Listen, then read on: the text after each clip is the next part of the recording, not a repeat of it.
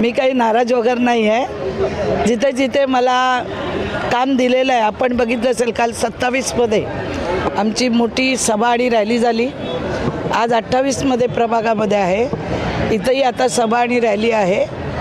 आपल्याला दिलेले उमेदवार आहेत, ते निवडून आणायची जबाबदारी दिली आहे ती मी पार पाडत आहे। आणि तसं पाहिलं तर माझे तात्विक वाद कुणाचेही असू शकतात, पण भारतीय जनता पार्टी याच्याशी मी एक प्रामाणिक आणि निष्ठावंत कार्यकर्ती गेले 13 वर्ष झाली।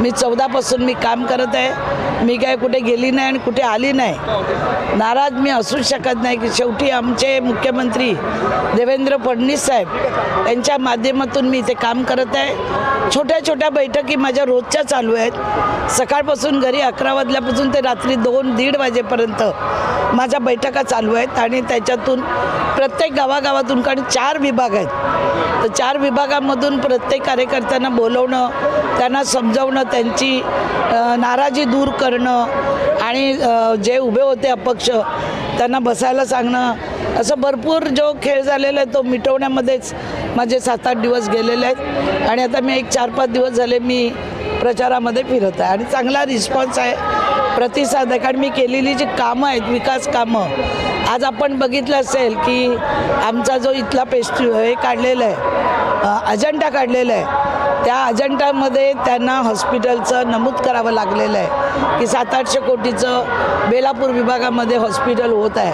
अशी बरेच कामं ती माझीच त्या अजेंडामध्ये आहेत आणि ती कामं घेऊनच आम्ही पुढे चाललेलो आहोत।